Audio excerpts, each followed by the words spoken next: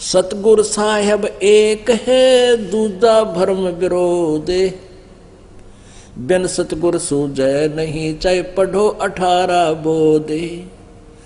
बिना सतगुर के ये ज्ञान आध्यात्मिक नहीं हो सकता, चाहे 18 बोध पढ़ते रहो।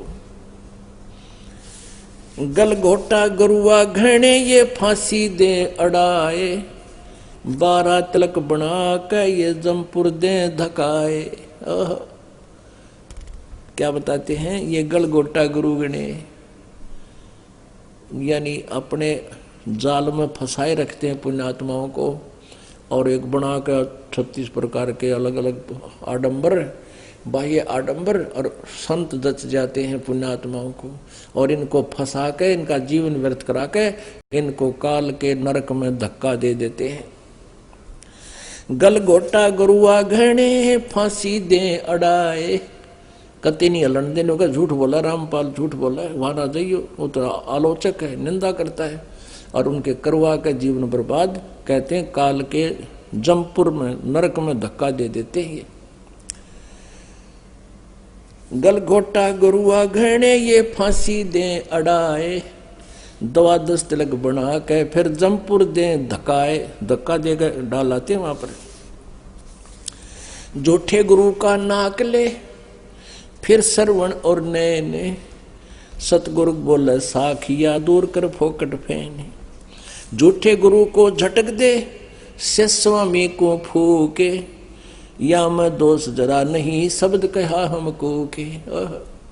अपनात्माओं कहते झूठे गुरु के तो नाक और कान काट दे, यहां तक प्रमाण दिया है, क्योंकि इतने अनमोल जीवन को बर्बाद कर रहा है।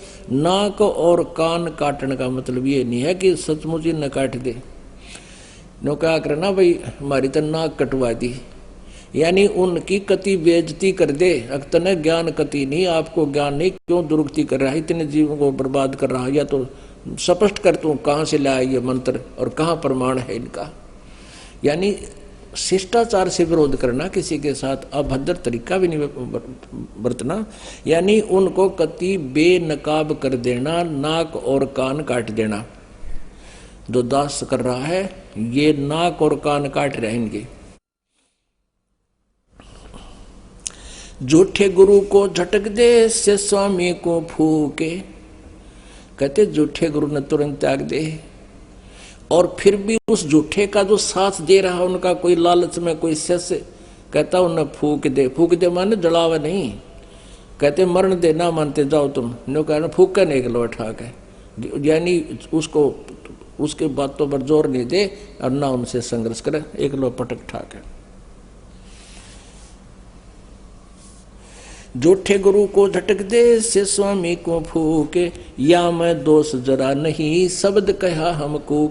कई नो कहे कदे पहले वाले गुरु को त्याग दें पाप लगे, परमात्मा कहते इनमें जरा भी दोष नहीं है, हमने शब्द कहा हमको, कहते ढोल के डंके पे कह रहे हैं, ऐसे नकली गुरु को तुरंत त्याग देना चाहिए। अब कई कहते हैं हमारा के बनेगा, इतनी 30 साल हमने वहां लगा दिए, वहां तो जैसे 100 साल लगा दे तो भी व्यर्थ है। अब जैसे कोई आपने बरवाला आना है और आप दिल्ली से चले हो और आप चले गए जयपुर रोड पर, जयपुर जाकर आपको पता चला कि मैंने तो बरवाला जाना था, और वहां कोई कहे कि ये रास्ता ठीक नहीं, आप इधर से वापस जाइए और इधर से ये रास्ता है बरवाला जाने का। अब वहां कोई ये कहेगा कि मैं आ गया 200 किलोमीटर, अब मैं मेरा क्या बनेगा, कैसे जाऊं ऊपर, मैं तो इसी तरफ चलूंगा। तो मूर्ख कह सके कि कोई शराब पी रहा हो, क्या भांग पी रहा हो, वो बोल सकता है ये बातें, या कति अज्ञानी बुद्धू। आगे फिर उसी में बड़ा मूर्खता है, उसको तुरंत वापस हो जाना चाहिए, समझदार का काम है। उसने तुरंत त्यागे और वापस अपने उसको कुमार्ग को त्याग कर सुमार्ग स्वीकार करे। क्या बताते हैं, पीछे गई सो जान दे, ले रहती को राखे, पुत्री लाव चढ़ाइयो करो अपुटी चाखो।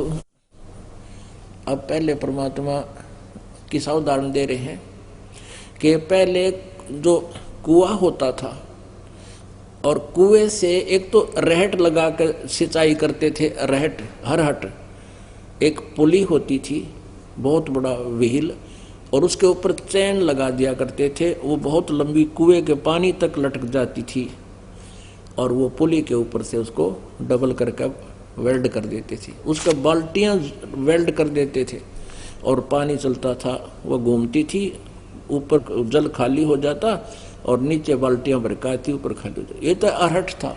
एक कुआं होता था, उसमें एक चड़स होती थी। चड़स बहुत बड़े चमड़े का एक बहुत बड़ा पात्र बन जाता था, जिसमें नीचे से जल भरते थे और ऊपर सिंचाई करते थे।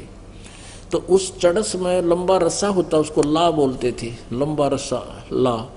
और उस चड़स को यानी एक जैसे कपड़ा समझ लो, चमड़ा होता था, उस चमड़े को ऊपर रस्सी से बांध दिया जाता था। उसमें पानी जल ज्यादा आ जाता था, यानी 1 क्विंटल के करीब उसमें जल एक बार निकल आता था बाहर।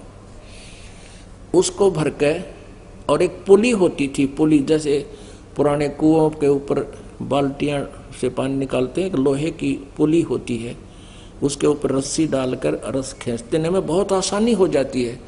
जब पुली के ऊपर से रस्सा डालकर उसका खींचते हैं तो आसानी से जल बाहर आ जाता है, और उस पुली से नीचे रस्सी उतर जाए नेजू, तो उसको बड़ी कठिन हो जाता है, खींचना बड़ी मुश्किल हो जाती है। और फिर उसको ऊपर उस पर चढ़ा ले, उस पुली पर उस ला को रख ले तो बहुत आसानी हो जाएगी। तो यहाँ कहते हैं पीछे गई सो जान दे, ले रहती को रखे, उतरी ला चढ़ाइए, करो अपूठी चाख। कि तुमने शास्त्र विधि अनुसार साधना त्याग के उस पुली से नीचे रस्सा कर लिया, अब पूरा जोर लगा रहे हो और वो काम बन नहीं रहा।